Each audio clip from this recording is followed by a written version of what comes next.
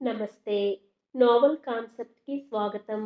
నేను మీ అరణి పాతులపాటి.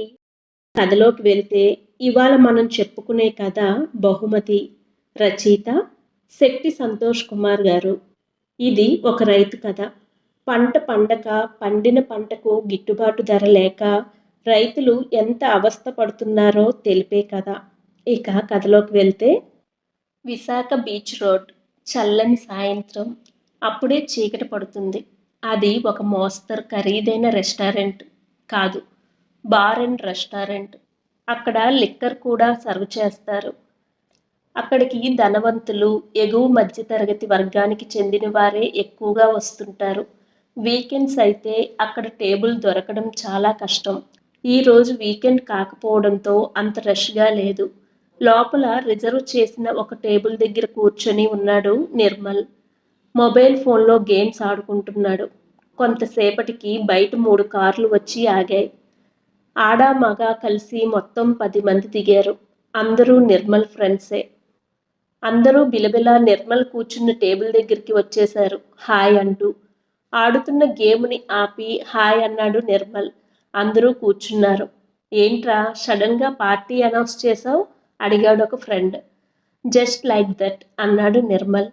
Bearer order తీసుకోవడానికి వచ్చాడు. ఏం ఆర్డర్ చెయ్యాలో 10 నిమిషాల డిస్కషన్ తర్వాత కూడా ఎటూ తేలక ఎవరికి నచ్చింది వాళ్ళని ఆర్డర్ చేసుకోమన్నాడు నిర్మల్. బీర్లు, విస్కీలు, రమ్ములు, జిన్నులు, పెప్సీలు, కోక్లు, చికెన్, మటన్, సీ ఫుడ్ ఏదీ వదలకుండా ఎడాపెడా ఆర్డర్ ఇచ్చేశారు. ఒక్కొక్క ఐటెం వస్తుంటే టెస్ట్ చేస్తూ కబుర్లో పడ్డారు. కాసేపటి తర్వాత పార్టీకి రీజన్ గుర్తొచ్చింది నిర్మల్కి.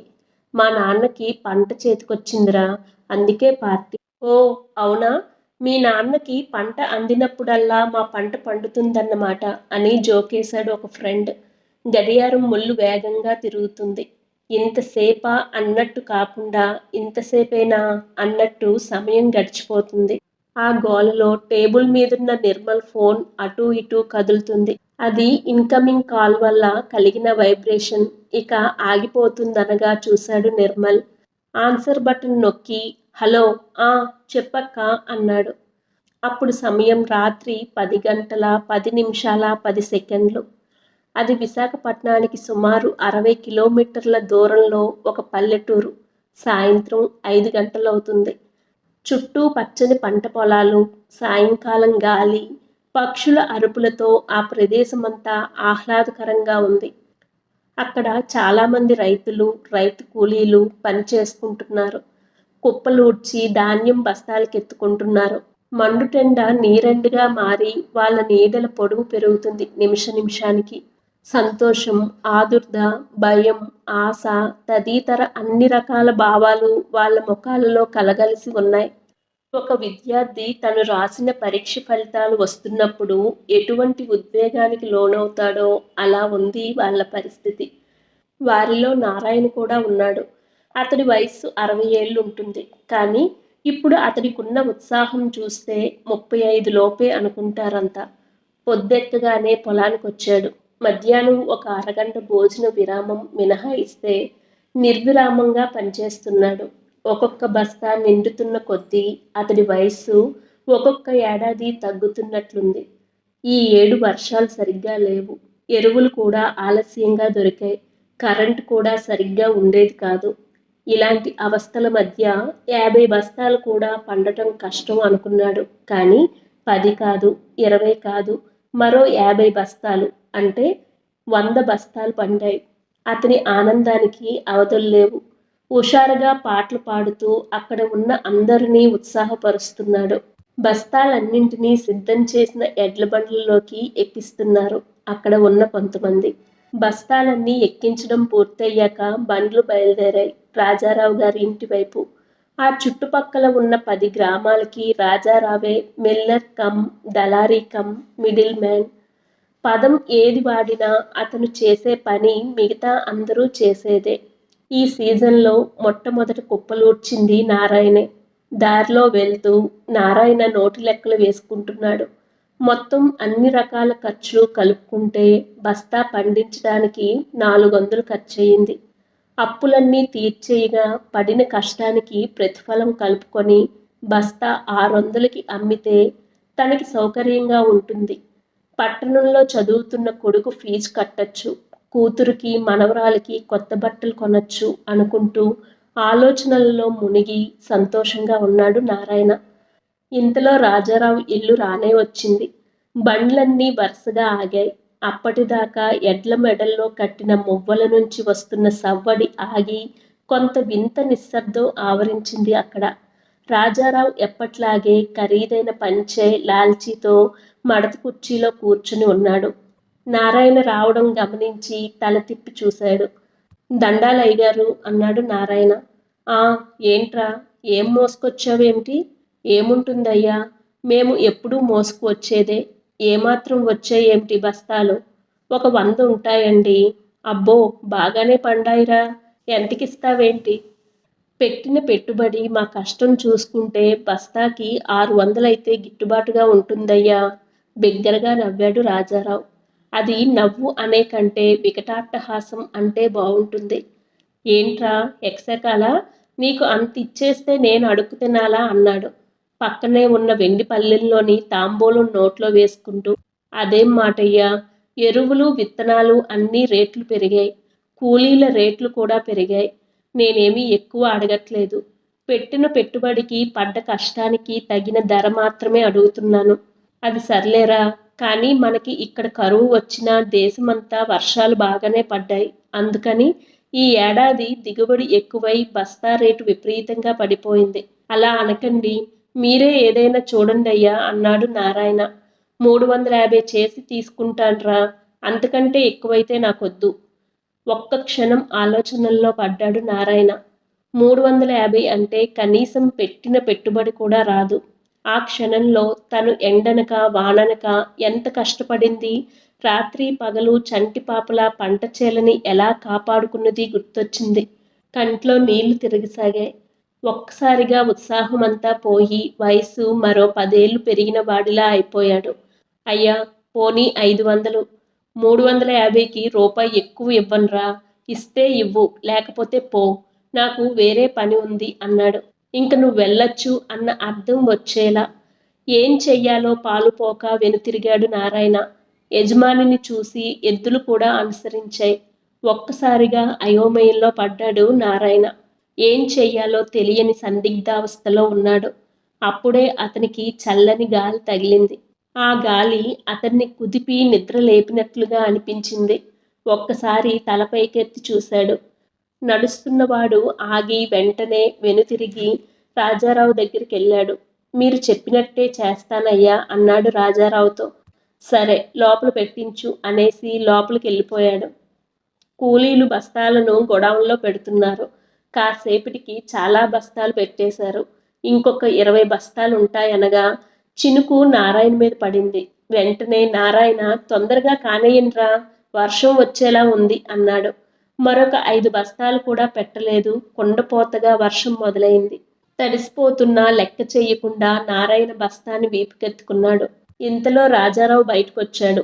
చాలింకా, ఈ తడిసిన బస్తాలు నేను తీసుకోను అన్నాడు. బస్తాను ఎత్తుకొని పరిగెడుతున్న నారాయణ ఆగిపోయాడు ఆ మాటకి. బస్తాని పక్కన పెట్టి మౌనంగా నిల్చున్నాడు తడుస్తూనే. ఇలా పక్కకి రా, ఇప్పటిదాకా చేర్చిన బస్తాలకి డబ్బులిస్తాను అన్నాడు రాజారావు. లోపలికి వెళ్ళి 5 నిమిషాల తర్వాత వచ్చాడు రాజారావు. ఇంతలో రాజారావు ఇంటికి 2 కార్లు వచ్చాయి. అందులోంచి 2 దిగి లోపలికి వచ్చారు. రాజారావు డబ్బుని లెక్క కట్టి నారాయణ చేతిలో పెట్టాడు. తన తడి చేతుల్లోని డబ్బుని తదేకంగా చూస్తూ నిల్చున్నాడు. ఇంతలో కారులో దిగిన ఆసాములు నారాయణ దగ్గరికి వచ్చారు. వాళ్ళు నారాయణ పొలానికి పెట్టుబడికి డబ్బులిచ్చిన పెద్దలు. రాజారావు ఫోన్ చేసి చెప్పడంతో బాకీ వసూలు చేసుకోవడానికి వచ్చారని అర్థమైంది నారాయణకు. మారు మాట్లాడకుండా వాళ్ళకి ఇవ్వాల్సింది ఇచ్చేసి ఇంటికి తిరుగు ప్రయాణమయ్యాడు. దారిలో ఒక బిస్కెట్ ప్యాకెట్ కొన్నాడు మనవరాలికి. ఇంటికి వచ్చేసరికి తాత అని పరిగెత్తుకొని ఎదురొచ్చింది 2 ఏళ్ల మనవరాలు. ఎత్తుకొని ముద్దు పెట్టాడు నారాయణ. లోపల నుంచి కూతురు వచ్చి నారాయణ దగ్గరున్న తన కూతుర్ని తీసుకుంటూ, ఏమైంది నాన్న, ఎన్ని బస్తాలు పండాయి, మనకెంత మిగులుతుంది అని అడిగింది. చెప్తానమ్మా, కొంచెం టీ పెట్టు అన్నాడు. అలాగేనని లోపలికెళ్ళింది కూతుర్ని కిందకి దింపి. చేతిలో ఉన్న బిస్కెట్ ప్యాకెట్ మనవరాలికిచ్చి కుర్చీలో కూర్చున్నాడు నారాయణ. టీ తీసుకొచ్చి నారాయణకిచ్చి ఎదురుగా కూర్చుంది. టీ తాగుతూ సాయంత్రం నుండి జరిగిందంతా వివరించాడు కూతురికి. ఏంటో నాన్న, పంట పండకపోతే ఎలాగూ నష్టం వస్తుంది. పండినప్పుడన్నా కొంత డబ్బు చేతికొస్తుందనుకుంటే రేటు పడిపోయిందంటారు. తమ్ముడి చదువు పూర్తయి ఉద్యోగం చేసే వరకు మనకి కష్టాలు తప్పవేమో అని వంటగదిలోకి వెళ్ళిపోయింది. కొంతసేపు అయ్యాక భోజనం వడ్డిస్తూ కేకేసింది కళ్యాణి. నాన్న, అన్నం తిందువురా అని. సమాధానం రాలేదు. నారాయణ మడత కుర్చీలో కూర్చున్నాడు కళ్ళు మూసుకొని. దగ్గరికెళ్ళి అన్నం తిని నిద్రపోదువులే అని కుదిపింది తండ్రిని. ఖాళీ పురుగుల మందు సీసా కింద పడి దూరంగా దొర్లిపోయింది. స్థాణువైన కళ్యాణి కాసేపటికి తేరుకొని వంటగదిలోకి పరిగెత్తి పోపుల డబ్బాలోంచి రూపాయి బిళ్ళలు తీసుకొని వీధి చివర ఉన్న కాయిన్ ఫోన్ దగ్గరికి పరిగెత్తింది. ఫోన్ నెంబర్ నొక్కి రూపాయి వేసింది. ఫోన్ రింగ్ అవుతుంది. అప్పుడు సమయం రాత్రి 10:10 అంతా విన్నాక ఫోన్ ఆఫ్ చేసి పైకి లేచాడు నిర్మల్. ఫ్రెండ్స్, నేను అర్జెంటుగా వెళ్ళాలి, మీరు ఎంజాయ్ చెయ్యండి అని జేబులోంచి కొంత డబ్బు తీసి వాళ్ళకిచ్చాడు. బయటకు వచ్చి కార్ స్టార్ట్ చేసి అక్కడకు 5 కిలోమీటర్ల దూరంలో ఉన్న ఒక ప్రదేశానికి వెళ్ళాడు. కార్ పార్క్ చేసి సందులోంచి ఒక 1/2 కిలోమీటర్ నడిచి ఒక పాత ఇంటికి చేరుకున్నాడు. మేడ మీద ఉన్న గది దగ్గరికి వెళ్ళి తలుపు కొట్టాడు. శంకర్ తలుపు తీశాడు. హాయ్, రారా లోపలికి అన్నాడు. నేను అర్జెంటుగా ఊరెళ్ళాలిరా. మా నాన్న ఫోన్ చేశారు. ఉన్న పలాన రమ్మన్నారు. నేను కొంచెం డ్రింక్లో ఉన్నాను. అందుకే నిన్ను తోడు తీసుకెళ్దామని వచ్చాను. సరే, ఒక 10 నిమిషాలు ఉండు అని రెడీ అయ్యి బయటకు వచ్చి బయలుదేరారు. శంకర్ డ్రైవ్ చేస్తున్నాడు. అర్ధరాత్రి దాటేసరికి ఊరికి చేరుకున్నారు. ముందు మీ ఇంటికి పోనీ, నిన్ను అక్కడ వదిలేసి మా ఇంటికి వెళ్తాను అన్నాడు నిర్మల్. శంకర్ ఇంటికి చేరుకునేటప్పటికి ఇంటి ముందు చాలా జనం ఉన్నారు. ఆశ్చర్యంగా చూస్తూ కారుని ఆపాడు. నిర్మల్, శంకర్ కారు దిగేసరికి కళ్యాణి ఏడుస్తూ పరిగెత్తుకు వచ్చి శంకర్ని పట్టుకొని బోరుమంది. ఆ రాత్రంతా నిర్మల్ అక్కడే ఉండిపోయాడు. నిర్మల్, శంకర్, కళ్యాణి చిన్నప్పటి నుంచి కలిసి ఆడుకొని పెరిగిన వాళ్ళు. ఆ అభిమానం నిర్మల్ను నారాయణ అంత్యక్రియలు జరిగే వరకు కదలనివ్వలేదు. తెల్లవారాక అంత్యక్రియలు పూర్తయ్యాక వాళ్ళింటికి వెళ్ళిపోయాడు నిర్మల్. మధ్యాహ్నం భోజనాలయ్యాక రాజారావుకి కొడుకు వచ్చిన విషయం తెలిసింది. ఏరా, బాగున్నావా అని పలకరించాడు. కాలేజీకి సెలవులా అని అడిగాడు. అవునన్నా, ఇప్పుడు ప్రిపరేషన్ హాలిడేస్. ఒక 10 రోజులు ఉండి వెళ్తానన్నాడు. సరే, బాగానే వచ్చావు. వారం పోయాక నీ పుట్టినరోజు కూడా ఉంది అన్నాడు రాజారావు. ఆ తర్వాత రోజు శంకర్ ఇంటికి వెళ్ళేవాడు నిర్మల్. రోజంతా శంకర్తో గడిపి ధైర్యం చెప్పేవాడు. అలా 6 రోజులు గడిచాయి. ఈ 6 రోజుల్లో నిర్మల్కు అప్పటిదాకా ఆ ఊళ్ళో తనకు తెలియని చాలా విషయాలు తెలిసాయి. ఒకరోజు ఊళ్ళోకి వెళ్ళొచ్చాక నిర్మల్ తన ఇంట్లో కూర్చున్నాడు. ఒకసారి తన గదంతా పరికించి చూశాడు. అన్నీ ఖరీదైన వస్తువులే. టీపాయ్ మీదున్న ఫ్లవర్ వేజ్ కూడా కనీసం 1000 రూపాయలుంటుంది. చాలాసేపు ఒంటరిగా కూర్చున్నాక లేచి తండ్రి దగ్గరికి వెళ్ళాడు. రాజారావు టీవీ చూస్తున్నాడు. నిర్మల్ని చూసి రా కూర్చో అన్నాడు. నాన్నా అని పిలిచాడు. ఏంట్రా విషయం? మనకి ఇంత ఆదాయం ఎక్కడి నుంచి వస్తుందో తెలుసుకోవాలనుంది. గుడ్, చెప్తాను. నీకు కూడా బాధ్యతలు తెలియాలి కదా. సింపుల్గా చెప్పాలంటే ఈ చుట్టుపక్కల రైతులు పండించిందంతా మనం మార్కెట్ చేస్తున్నాం. డీటెయిల్డ్గా చాలా ఉంది. మొత్తానికి ఇదే మన ఇన్కమ్ సోర్స్. వివరంగా చెప్పు నాన్నా, నాకు తెలుసుకోవాలనుంది. రాజారావు చాలా సంతోషపడిపోయాడు. దాదాపు గంటసేపు అంతా వివరంగా చెప్పాడు. మర్నాడు తనతో పాటు తీసుకెళ్లి వ్యాపారంలో తను కలిసే వ్యక్తులను పరిచయం చేశాడు. ఇలా 4 రోజులు తిరిగేసరికి నిర్మలకు పూర్తి అవగాహన వచ్చింది. ఆ రోజు రాత్రి రాజారావు అడిగాడు, నీ బర్త్డేకి ఏం గిఫ్ట్ కావాలరా? ఆ రోజు చెప్తాను నాన్న అన్నాడు నిర్మల్. బర్త్డే ముందు రోజు శంకర్తో కలిసి చుట్టుపక్కల గ్రామాలన్నీ తిరిగి మర్నాడు సాయంత్రం 4 గంటలకి తన ఇంటికి రావాల్సిందిగా ఆహ్వానించాడు. పిలిచిన వారందరూ నిర్మల్ చెప్పినట్టుగానే హాజరయ్యారు. వాళ్ళందరికీ కూల్ డ్రింక్స్ ఇచ్చి కూర్చోబెట్టి వాళ్ళను ఉద్దేశించి నిర్మల్ ఇలా అన్నాడు. అందరూ వచ్చినందుకు సంతోషం. ఇక్కడకు రావలసిన వారిలో కొంతమంది మన మధ్యన లేరు. దానికి కారణం మాలాంటి వారు.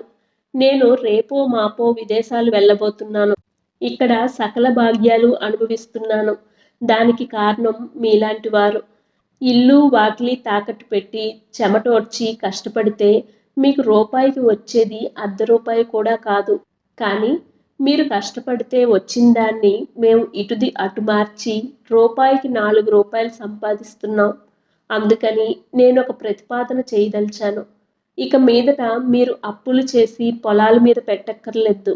మీకు కావలసిన ఎరువులు, విత్తనాలు మేము ఇస్తాం. పండిన పంటను మీ చేతే మార్కెట్ చేయిస్తాం. మీరు సంపాదించిన రూపాయిలో 10 పైసలు పక్కన పెడతాను. తర్వాతి పంట పెట్టుబడి కోసం. మనందరం కలిసి పనిచేస్తే నారాయణ గారికి వచ్చిన పరిస్థితి ఇంకెవ్వరికీ రాదు. 100 రూపాయలు లాభాన్ని ఒక్కడు తినే సంస్కృతికి స్వస్తి పలికి 10 మందికి 10 రూపాయల లాభం వచ్చేలా చేద్దాం. ఇదంతా మిత్రుడు శంకర్ ఆధ్వర్యంలో జరుగుతుంది. దీనికి నా వంతుగా 20 లక్షలు ఇస్తున్నాను. ఇది అప్పు కాదు, సాయం కూడా కాదు, మీ డబ్బే. వ్యవస్థలో లోపం కారణంగా మా దగ్గర పేరుకుపోయిన మీ కష్టార్జితం. ఇందులో నా స్వార్థము ఉంది. అన్నం పెట్టి నన్నింత వాణ్ణి చేసిన మీ రుణం తీర్చుకోవాలన్న స్వార్థం. అన్నదాత అప్పులతో ఆత్మహత్య చేసుకుంటే ఆ బాధ్యత అన్నం తిన్న వారందరిది. మాతో కలవాలనుకున్న వాళ్ళు శంకర్ని సంప్రదించవచ్చు. ఇష్టం లేని వారు వారికి నచ్చినట్టు చెయ్యొచ్చు. అంతా మీ ఇష్టం అని ముగించాడు. రైతులంతా ఒక్కసారి లేచి కరతాళ ధ్వనులతో తెలిపారు. మేమంతా నీతోనే అన్నట్టుగా ఆ చప్పట్ల హోరులో లోగొంతుకుతో రాజారావుని అడిగాడు నిర్మల్. నువ్వు రిటైర్ అయిపోనన్నా, పుట్టినరోజుకి నీ నుంచి నేను కోరే బహుమతి ఇదే. ఇది కథ. విన్నారు కదండి. ఇలాంటి మరిన్ని కథలతో మీ ముందుకు వస్తాను. నచ్చినట్లుగా అయితే లైక్ చేయండి, షేర్ చేయండి, సబ్స్క్రైబ్ చేయండి. Thank you.